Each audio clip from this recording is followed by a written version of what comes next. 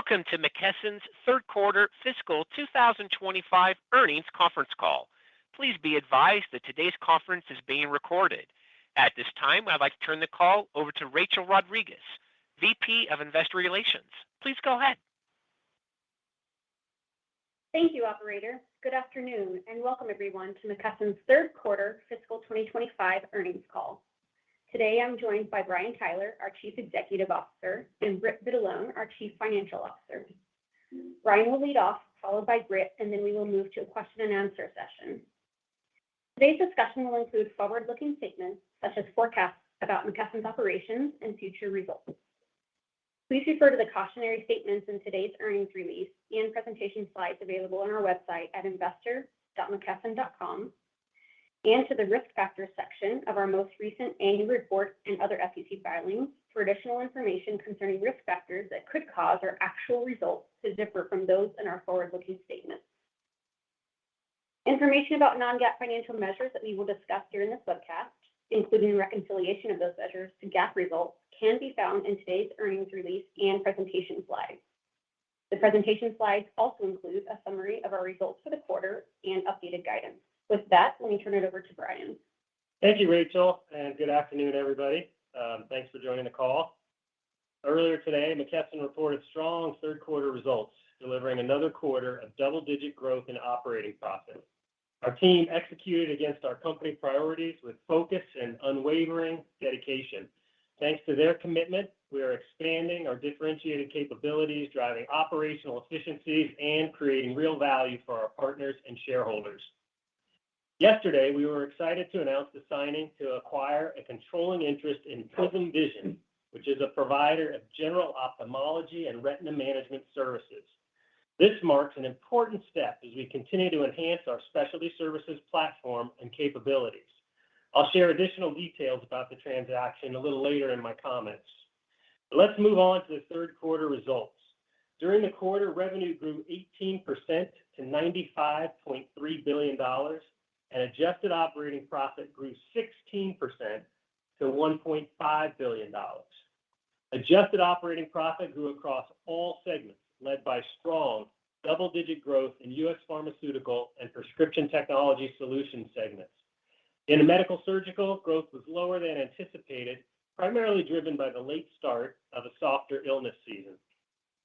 The strength of the enterprise and the scale of our assets gave us the confidence to increase and narrow our full-year guidance for adjusted earnings per diluted share from $32.40 to $33 to a new range of $32.55 to $32.95, which represents 19 to 20% year-over-year adjusted EPS growth. Today, I'm excited to share with you the great progress we've made in the past quarter, which is key to the financial results we delivered today, and more importantly, to the long-run growth of the business. Then I'll turn it over to Britt for more details in the financial review. I want to start with our focus on talent and culture, which is foundational to our company's strategy and everything we do here at McKesson. We value the breadth of backgrounds, experiences, and skills of our team members, and that includes our board of directors. Earlier this week, our board of directors elected two new members to our board, Lynn Doty and Dr. Julie Gerberding. Ms. Doty brings accounting and finance expertise from the board from her experience as the former chair and chief executive officer of KPMG. Dr. Gerberding brings extensive executive experience in the healthcare industry and public policy arena. She was formerly the chief executive officer, or is currently the chief executive officer of the Foundation for National Institutes of Health, and formerly the Executive Vice President and Chief Patent Officer at Merck and a former director of the CDC. Ms. Doty will serve on our Audit Committee and Finance Committee, and Dr. Gerberding will serve on our Compliance Committee and the Compensation and Talent Committee. These additions are yet another example of our best talent philosophy at work. We look forward to their leadership as we work together to continue to drive the growth of the company.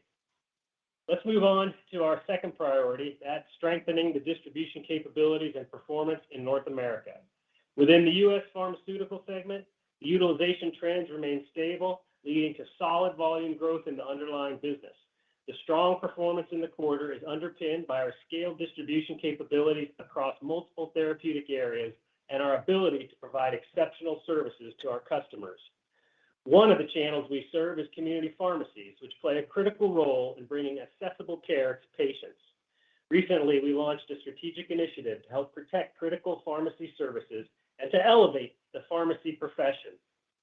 We will provide funding support to eligible community pharmacy associations across all 50 states to help meet their advocacy goals and strengthen their voice in the community and the role of the community pharmacy industry.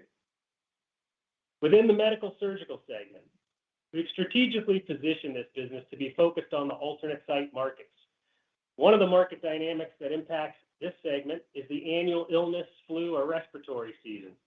Each illness season is unique, including its onset, its severity, and how long it lasts.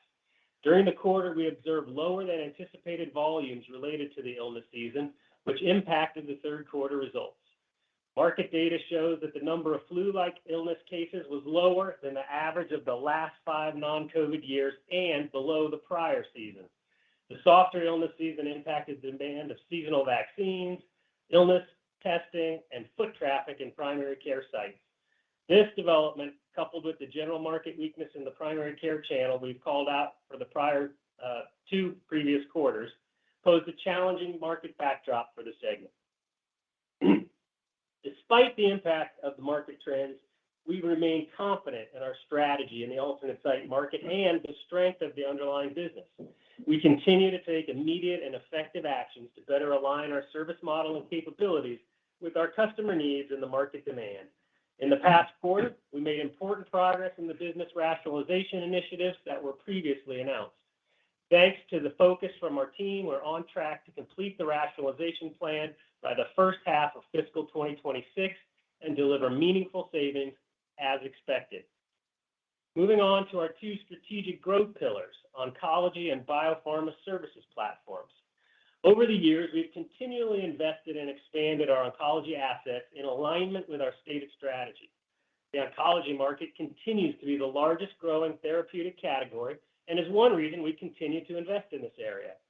We've built a portfolio of assets that include distribution of oncology drugs and value-added services that improve the cancer care journey. Through the U.S. Oncology Network, we empower the delivery of advanced and integrated cancer care in the community setting, which is often closer to home and more cost-effective for the patient. We're pleased to see the continued expansion growing to over 2,750 providers across 640 sites of care in 31 different states. We provide resources and support to these community oncology practices to empower their growth and ultimately improve the patient experience and the outcomes of cancer care. We also provide clinical trial services to community-based practices through the Sarah Cannon Research Institute joint venture, which we often refer to as SCRI. Last year, the patient accruals through clinical trials increased 25% within SCRI. It participated in the development of 33 of the 47 therapies approved by the FDA. We're excited to bring more innovative and life-changing therapies to community-based practices and their patients. As we continue to advance our strategy on oncology and other specialties, we've also been evaluating opportunities in other therapeutic areas. Last year, we acquired certain assets from U.S. Retina and launched a new GPO program called OnMark Vision. We also have Retina OS, a clinical workflow and inventory management technology that streamlines inventory revenue and payments management. All of these assets are building blocks for the acquisition that we announced yesterday. We're excited to sign an agreement to acquire a controlling interest in Prism Vision. Its affiliated practices include 180 providers, 91 office locations, and 7 ambulatory surgery centers. Similar to our strategy on oncology, we see an exciting opportunity in retina and ophthalmology given its attractive drug pipeline, the speed of innovation, and practitioners' needs for additional supporting services. We have a great track record of building and growing the oncology platform over the past several years. We're taking a similar approach to the expansion in retina.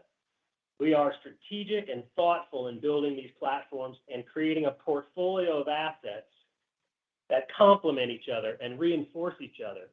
The transaction is subject to customary closing conditions, including necessary regulatory clearances, We look forward to advancing retina and ophthalmology patient care through a meaningful platform of distribution and other value-added services.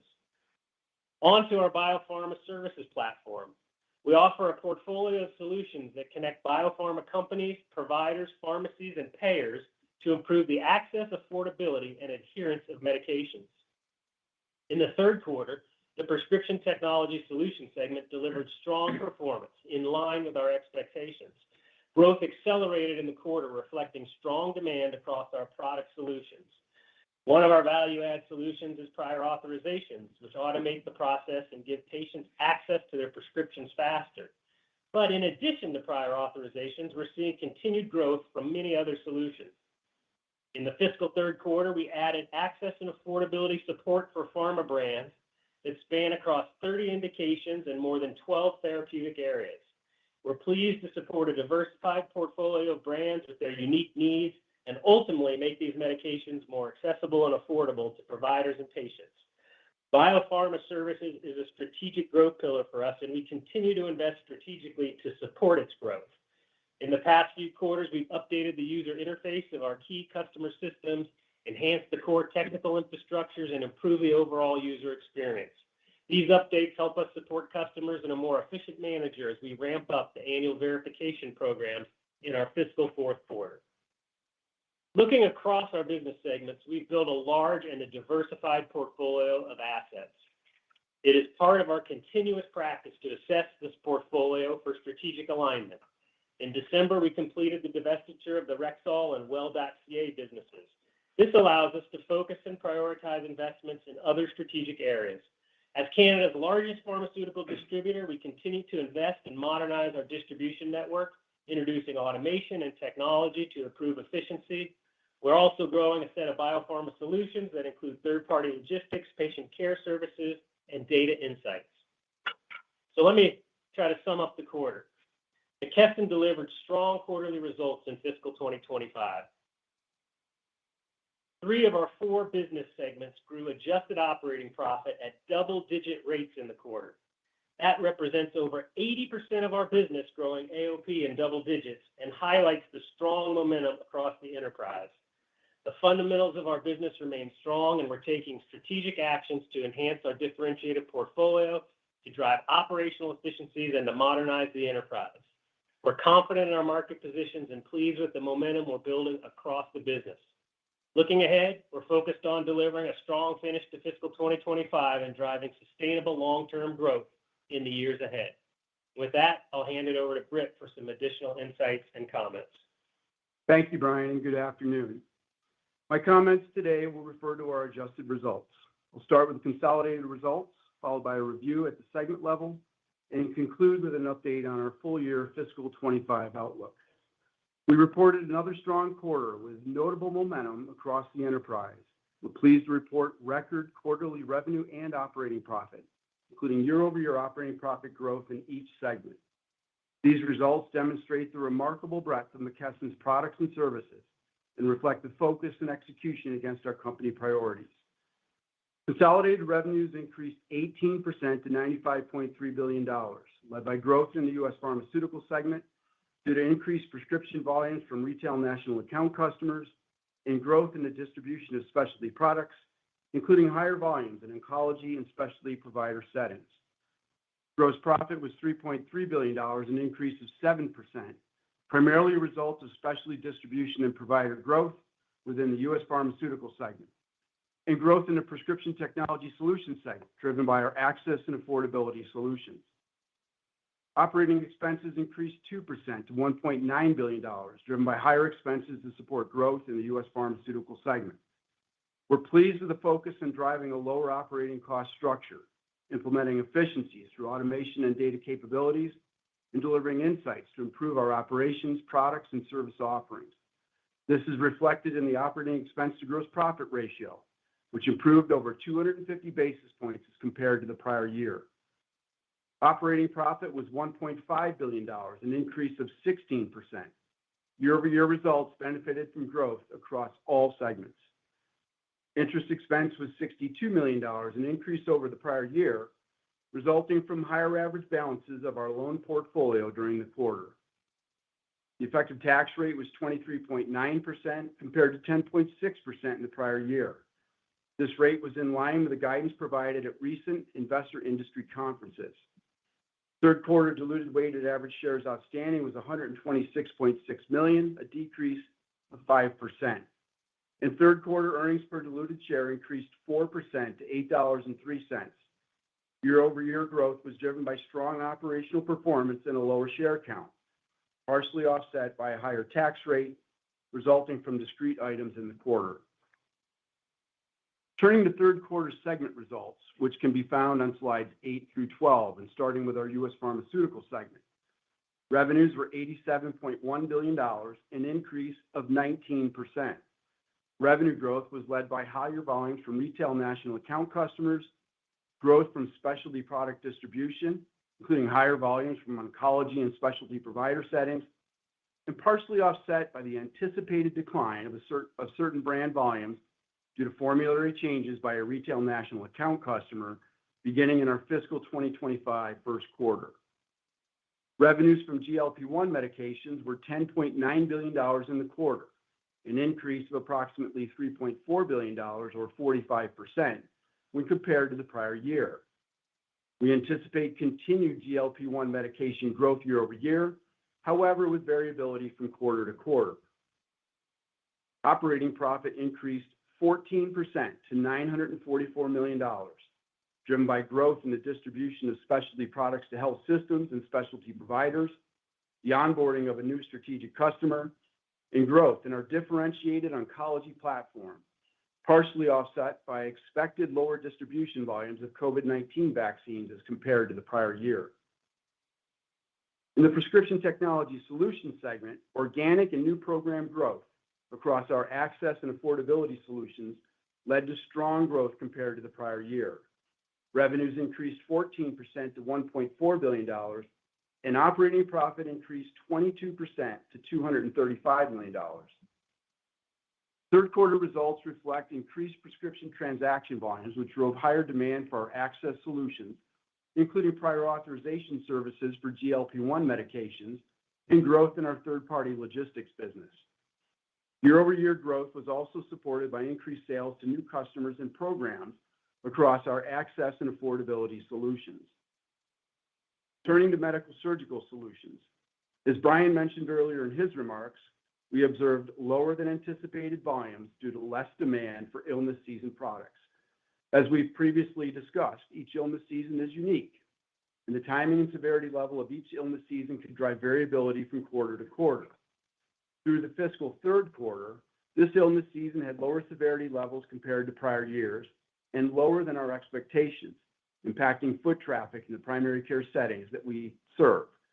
As measured by IQVIA data, illness severity was approximately 62% of the average of the previous 5 non-COVID illness seasons. In the third quarter, revenues decreased 3% to $2.9 billion. The decline in revenues can be attributable to the lower levels of seasonal vaccines, illness testing, and related medical surgical supplies in the primary care channel.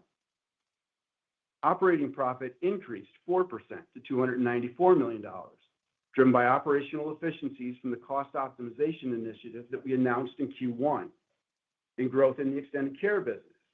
These are partially offset by lower contributions in the primary care channel as compared to the prior year. As we previously guided, we anticipate the cost optimization initiatives will deliver $100 million of cost savings in the second half of fiscal 2025, with a higher proportion coming in the fourth quarter. We're pleased with the execution to date, and we remain confident in achieving these savings. Next, let me address our international results. Revenues were $3.9 billion, an increase of 6%, and operating profit was $124 million, an increase of 18%, driven by higher pharmaceutical distribution volumes in the Canadian business.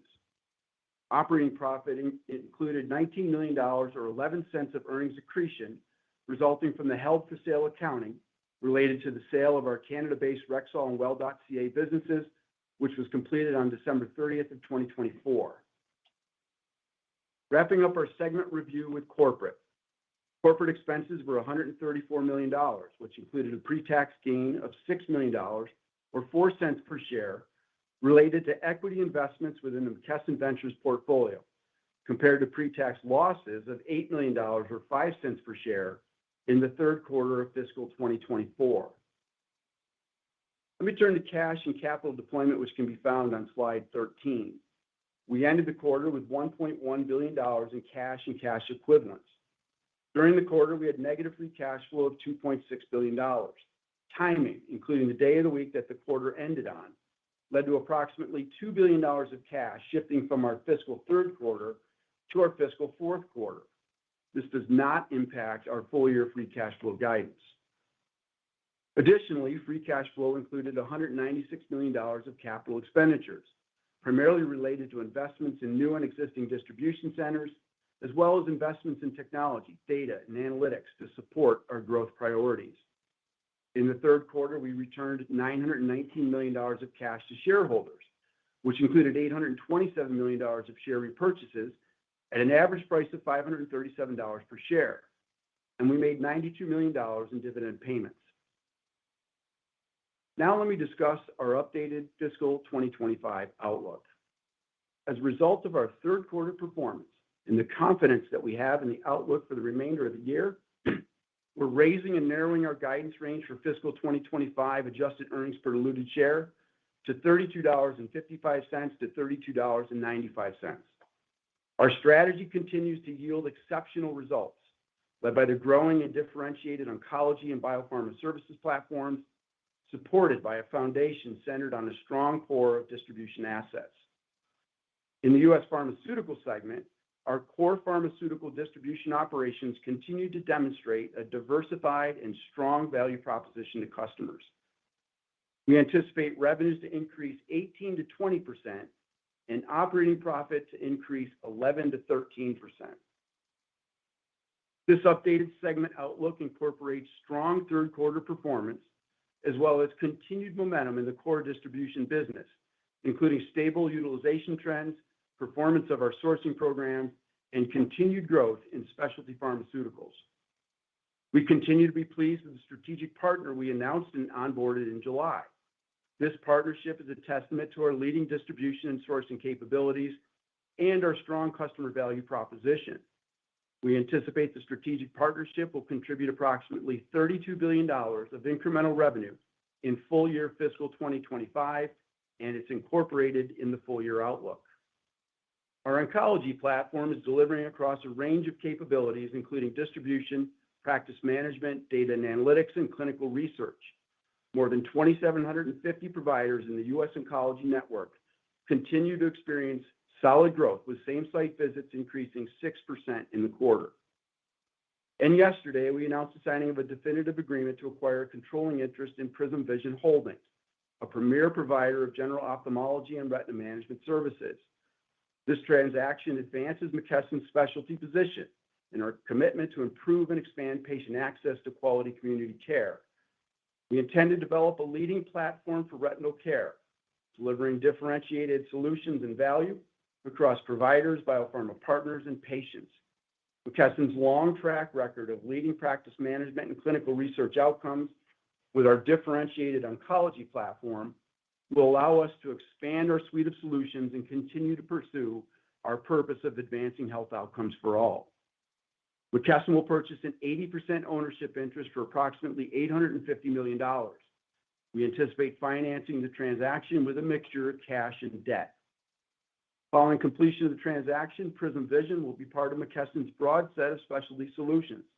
The financial results will be consolidated within McKesson's U.S. Pharmaceutical segment. Upon closing, Prism is anticipated to be approximately 20 to 30 cents accretive to McKesson's adjusted earnings per diluted share in the first 12 months post-closing, and 65 to 75 cents accretive by the end of the third year following the close of the transaction. The transaction is subject to customary closing conditions, including necessary regulatory clearances, and we've not included any financial results from this transaction in our updated fiscal 2025 outlook.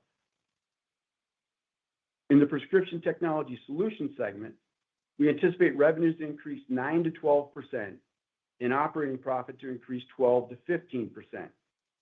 The updated outlook incorporates the strong third quarter performance, and affirms our confidence in achieving operating profit growth at or above the long-term growth rate targets in fiscal 2025.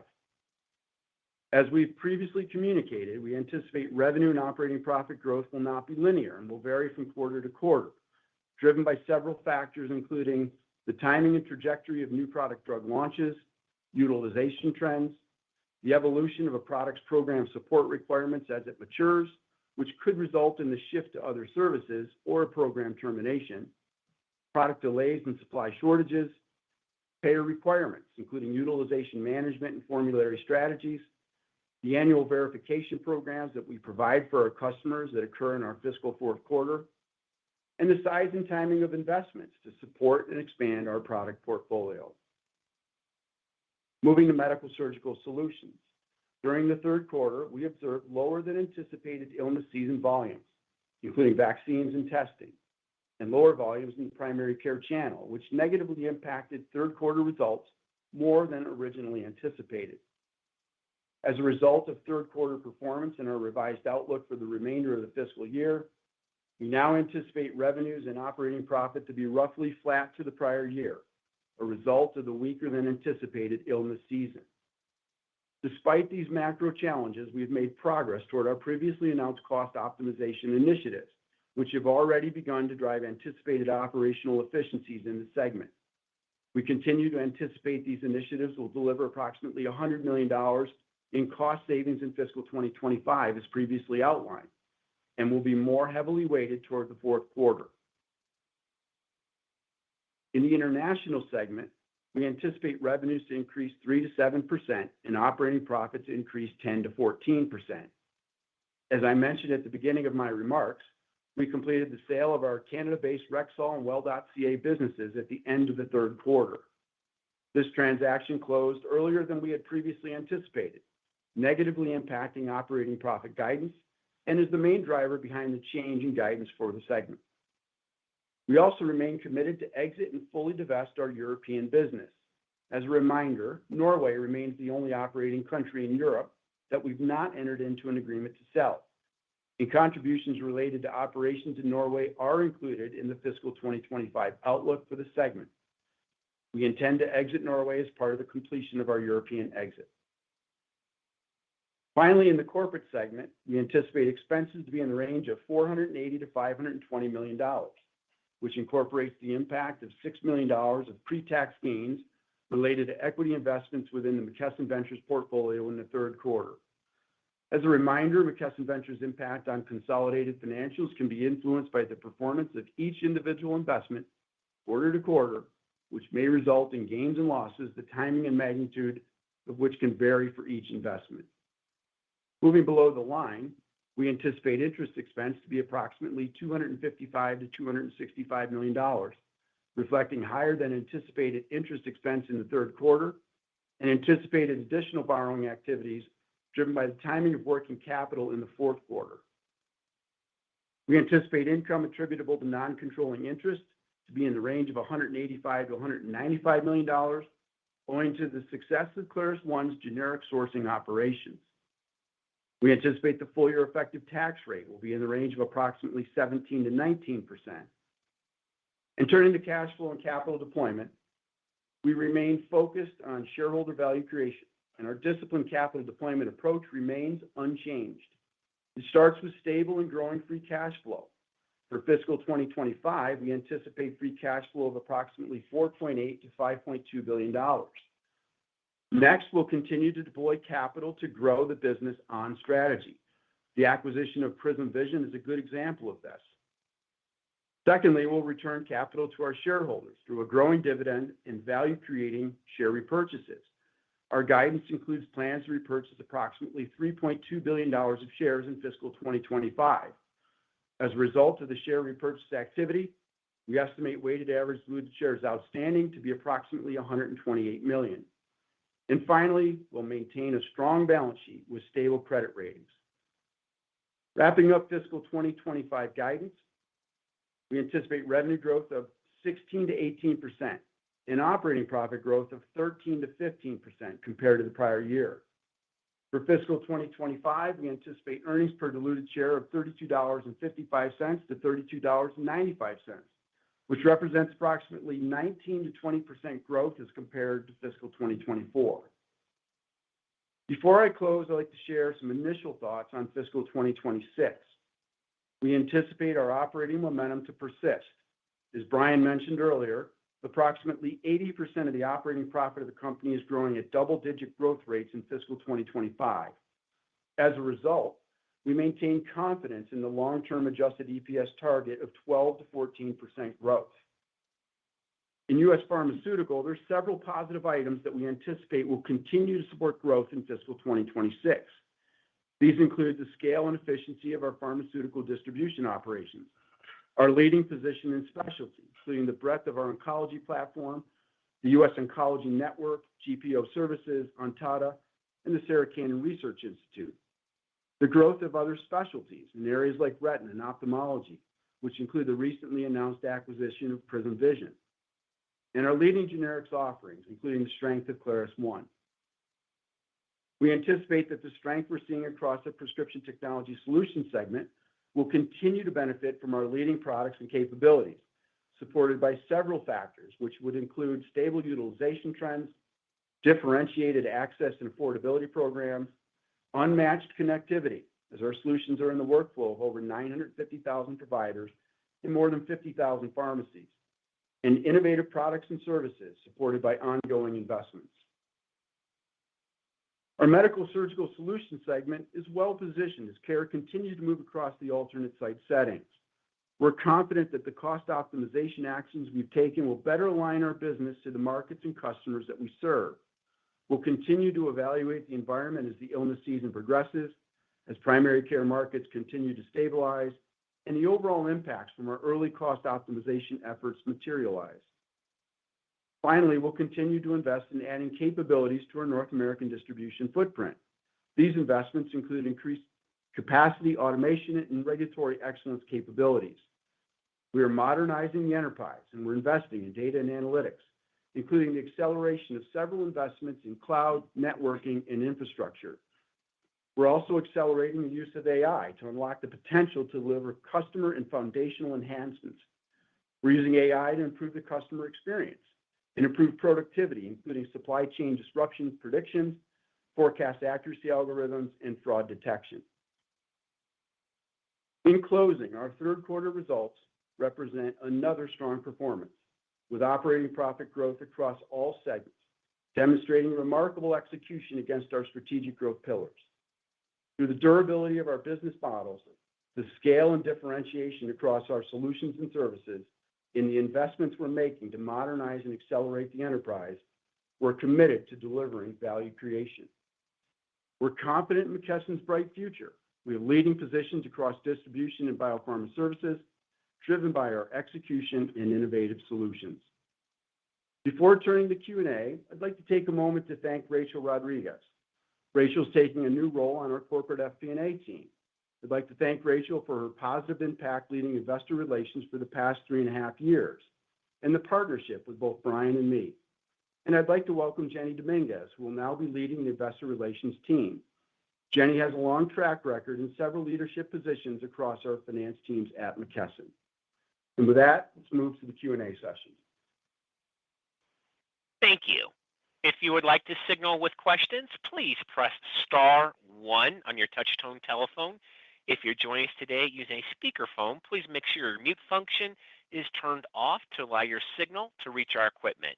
You'll hear a tone indicating when your line is open. At that point, please state your name and company name before posing your questions. Again, that is star one if you would like to signal. And we'll take our first question.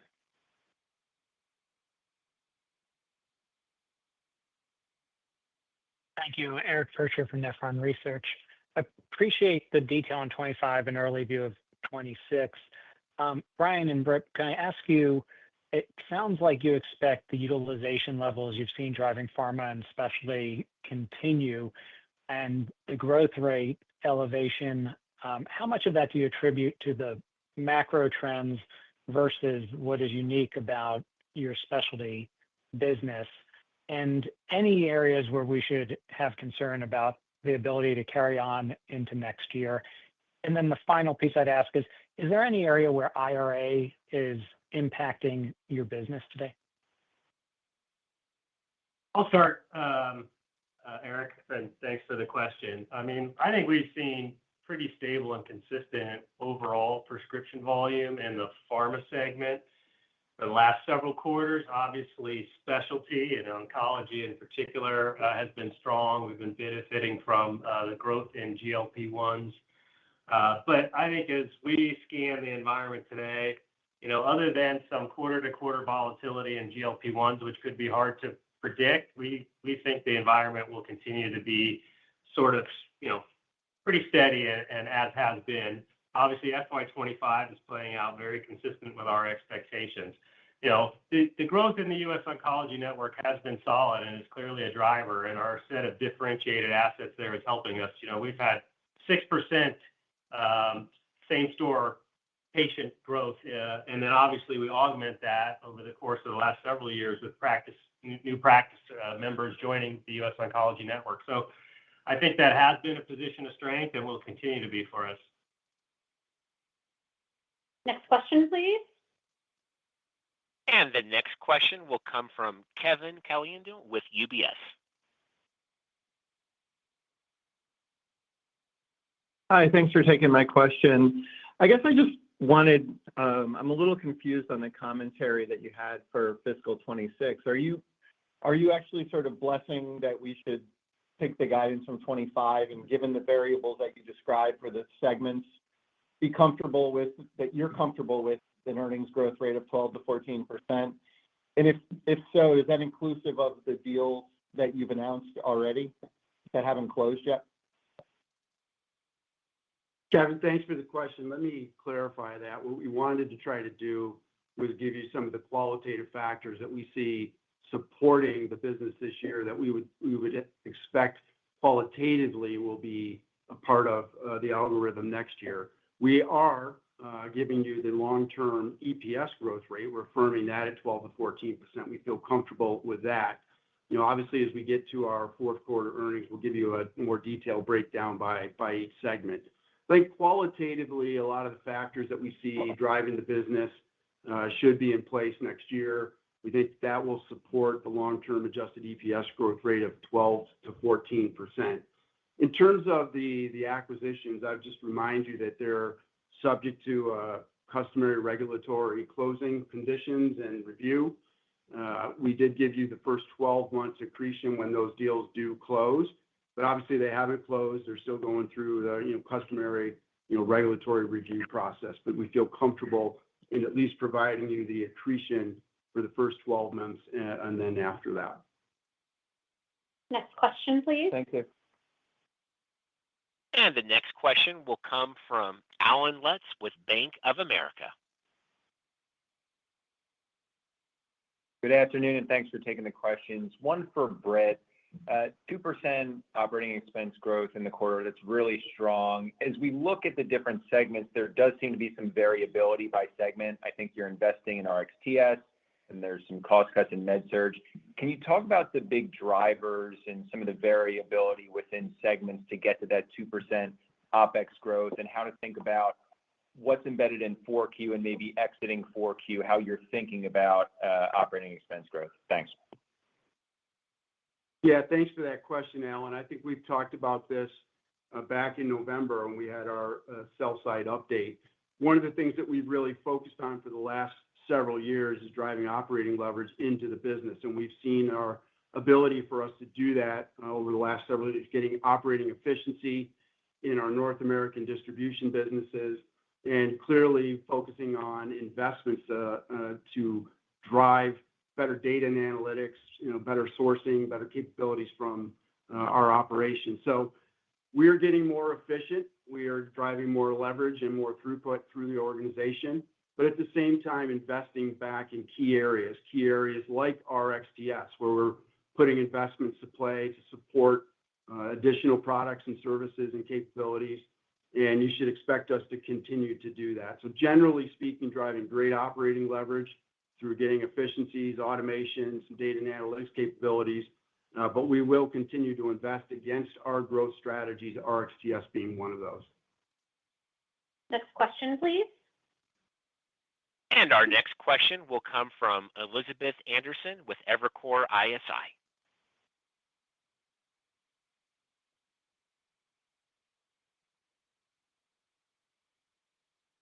Elizabeth, Again, are you on the line? Ms. Anderson, your line is open. Perhaps you're on mute.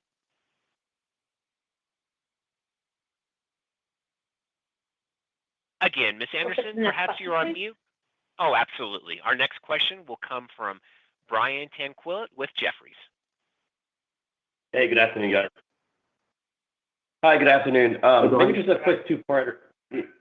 Yeah, just a quick two-parter. Brian, as I think about the medical side of the business, how are we, I get the seasonality factor that has impacted that, but how are you thinking about market share in that segment or in that industry? And then maybe, Britt, really quickly on Prism, who is the distributor for Prism currently? Is that incremental business coming in for you guys? Thanks. So, I mean, in terms of the medical business, just to remind everybody that, years ago, we shifted the strategy of this business to be focused on the alternate site locations, physician office, specialty clinics, long-term care, urgent care clinics, retail care clinics. And so that's, when you talk about market share, it's really hard to get definitive market share in the alternate site markets, but it's clear we have the leading positions in those marketplaces. We're probably a lot less focused on market share than just growing customer base, expanding share of wallet. And part of the strategy in this business over the years has been to evolve from just commodity medical products to more sophisticated medical products, to lab, to pharmaceuticals, kind of all things that these alternate site locations need to support the practice of medicine that they're providing there. So, we're quite confident in our capabilities, the breadth of those capabilities, including our private label programs, and we think that that's what supported our great share position in those markets. And to quickly answer your question on Prism, we are not the distributor today. We would pick that business up, and it's included in the accretion numbers that we provided you. Next question, please. And the next question will come from Charles Rhyee with TD Cowen.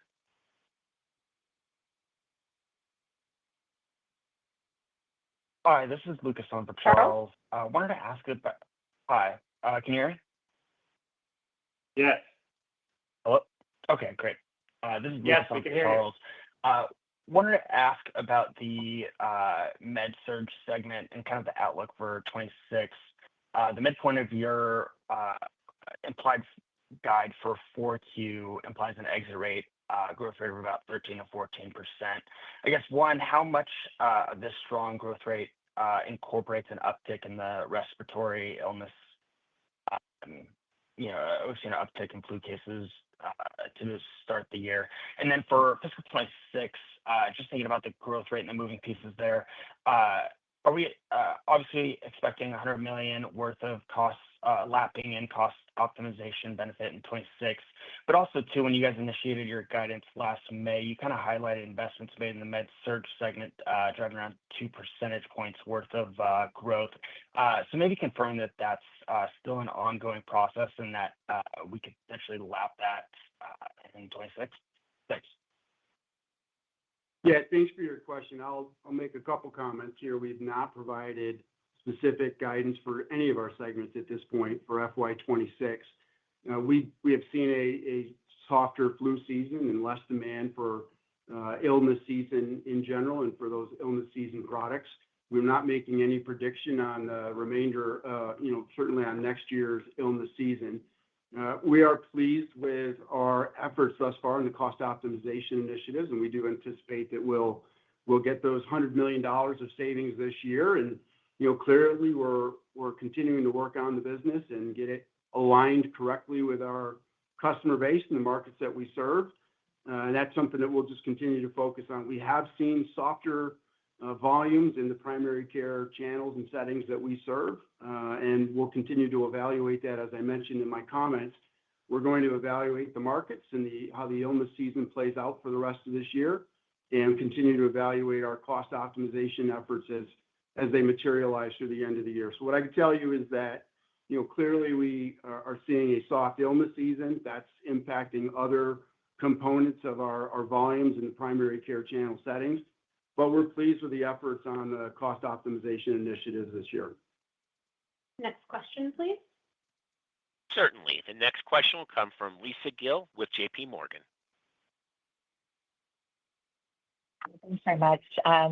Britt, I wanted to follow up on a comment that you made around brand changes. And I'm assuming that you're talking about formulary changes as pertains to PBMs, and you have two large mail order pieces of business with both Optum and Caremark. I just really want to understand, as we see those changes, I'm assuming it's around things like Humira.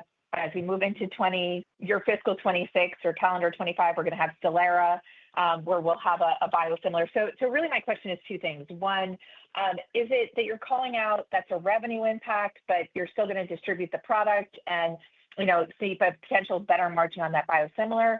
Or is it more that we're seeing some of these players actually self-distribute something on the biosimilar side, and therefore that could be a headwind as we move into more biosimilars? I just want to understand that in general and how we should think about that going into next year as we look at the formulary changes for, all the big PBMs and the changes that they're making.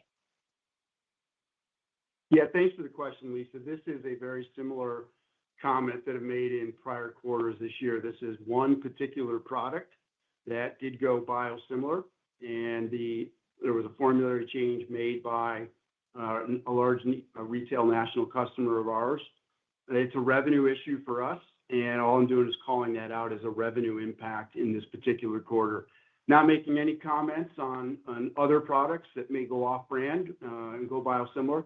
We'll see how those play out as time goes on, but this is the same issue that we called out in the first quarter. It's a revenue issue on one product with one particular customer. Next question, please. Thank you. The next question will come from Stephen Baxter with Wells Fargo. Hi, thanks for the question. I appreciate all the color on the factors of the business that you feel reasonably confident are going to persist into fiscal 2026. Just as we think about the earnings baseline, are there things that you think we should be thinking at as potential maybe adjustments to the baseline or maybe potential headwinds as you move into fiscal 2026, or anything you might describe as more of a swing factor for us to keep in mind? Thank you. Yeah, I appreciate that question. Look, I think there's a few things that are somewhat analogous to this year. Clearly, we've onboarded a large strategic customer in our U.S. pharmaceutical business that was onboarded in our beginning of our second quarter. And I think other than that, we really are very pleased with strong utilization, as Brian mentioned, in our pharmaceutical distribution as well as in our specialty businesses. We continue to make good progress in our specialty areas, such as oncology. As Brian has talked about here, we've added 185 providers this year, which is really a high watermark for us over the last several years. We're seeing really good same-site visits going through those provider bases. So I think as you think about the year, clearly there are a couple items such as adding a large strategic partner, but generally speaking, the businesses are performing in line with or slightly above our long-range targets, and we're really pleased with that performance. Next question, please. Next question will come from Erin Wright with Morgan Stanley. Great, thank you. A follow-up on Prism. Just how do you think about the opportunity across general ophthalmology versus the retina business? I understand it has kind of both. I think there's more of a pharmaceutical angle from a retina perspective, but how do you think about that and the potential synergies, the opportunities around biosimilars like Eylea? And you mentioned some of the initiatives in the space like OnMark from a vision perspective. And are there other investments that you need to make or build out kind of in and around the space? And is this an area that from a disclosure standpoint, and I think one of your peers will be doing this, is breaking this out, whether it's Prism or U.S. Oncology, or thinking about greater disclosure around some of those MSO businesses? Thanks. I'll start, and then Britt, you can complement my comments. I think the one thing that attracted us to Prism was their approach to coordinated care and really treating the full spectrum of eye care, retina, general ophthalmology, and ambulatory surgery centers. So they're a provider for general ophthalmology and retina centers. And, as you think about our strategy and the evolution of our strategy here, we started by acquiring some assets and GPO and some software called Retina OS, which I described in my opening comments. And so we began to build pieces of the platform. And, as we reflect on the success we've had in oncology over the last decade and a half, and the measured way we grew that and started with drug distribution into GPO services, and then just continue to augment clinical trial services, data and analytics services. We've been waiting and studying and looking for an adjacent market that had, we thought, a strong pipeline of drug growth that we thought was practices where we could bring these value-add services to help the physicians practice medicine better. And so we think this is a terrific opportunity. And one thing that we're excited about is we feel like, based on our experience with oncology, we really know what to look for. A group that practices medicine, in this case in ophthalmology and retinology, to a very specific philosophy, that wants to move together, that practices on a common practice management system so that we've all got integrated data. And so we very much look at this augmented with the distribution we already do, the GPO services we already do, the other services we already provide, and the tools we have, as building out now this analogous platform. Not exactly the same as US Oncology. It's tailored for retinology and ophthalmology, but it's very much sort of an analogous strategy. Maybe I'll address your question on disclosure. We always look to enhance our disclosure where appropriate. We've begun to give you some sense of the oncology platform and the pieces in that platform. You might recall at our sell site update, we talked about all the building pieces from distribution through practice management, GPO, our data and analytics business, all the way through to Sarah Cannon and some of the clinical trial capabilities that we have. And we outlined for you the revenue for fiscal 25 from that platform is about $35 billion. Now, we've announced a few transactions here, but we haven't closed those. And so as we get to a point where hopefully we can close these transactions, we'll evaluate whether it's necessary for us to do some further disclosure. But at this point in time, I think we feel comfortable that we're providing a good level of data to support some of the commentary and some of our strategies around the oncology platform. Next question, please. Moving on to George Hill with Deutsche Bank. Hey, good afternoon, guys. Thanks for taking the question. And two very quick ones for Britt. Britt, number one is the recognition of the cost savings in the medical segment for the back half of this fiscal year seems to be nonlinear. I'm wondering if we can annualize the Q4 part versus the Q3 part looking forward. And then the other part is, Britt, I just wanted to give you a chance to talk about whether or not there's any headwinds for fiscal 26, because from first blush, everything sounds great. Thank you. Yeah, thanks, George. Look, we haven't given any guidance, obviously, on what those cost optimization initiatives will yield in 26.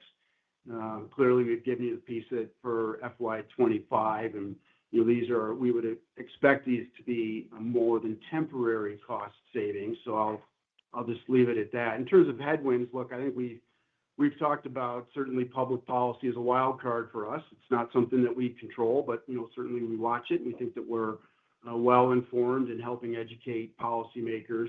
And as we talked about with our medical segment, we have seen slower volumes this year, not only in illness season, but in the primary care channel in general for the last 3 quarters. And so that's one of the reasons why we went down the path with our cost optimization initiatives to better align our business and to better align it to the markets and the customers that we serve. And I would call that out as probably the one area that potentially could continue to be a headwind. But we need to, as I mentioned, we need to see how the rest of the fourth quarter materializes, how the illness season finishes out, and certainly our efforts against our cost optimization initiatives. Next question, please. And the next question will come from Michael Cherny with Leerink Partners. Great, thank you. This is Dan Clark on. two on MedSurg. One for the fiscal fourth quarter. What are your expectations for the flu and respiratory season and any associated volumes there? And then secondarily, like you just talked about in response to George's question, you've seen slower volumes in the primary care channel for the past 3 quarters. When you talk about potential stabilization in fiscal 26, like what do you see as the main drivers to cause that? Is it just lapping easier comps, or is there anything else worth calling out? Thank you. So, as we came into this fiscal year, we planned the illness season to be a quote unquote average illness season as we look back over the years. Obviously, in Q3, got out to a very slow start. I think Britt and I have been around this business long enough to know that forecasting the illness season is probably a hazardous activity. I mean, when they start, how fast they accelerate, how long they endure, and then how fast they fall away, it looks very, very different year to year. So to speculate on how it will play out in Q4, I think is just difficult at this moment in time. We're just not far enough through that cycle.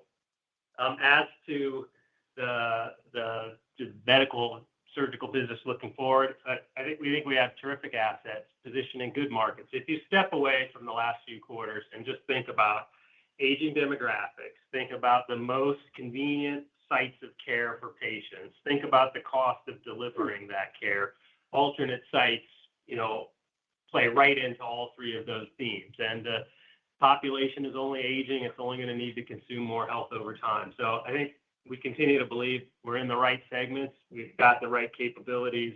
We've got the right team. We've got confidence in the actions that we've taken over the last quarters to position the business against the trends that we see. And we have time for one more question, please. And that question will come from Daniel Grosslight with Citi. Hi, thanks for taking the question. I wanted to go back to the Prism acquisition. I think it makes a whole lot of sense here. But I was really curious on timing. The acquisition comes shortly on the heels of one of your competitors closing on their retina MSO.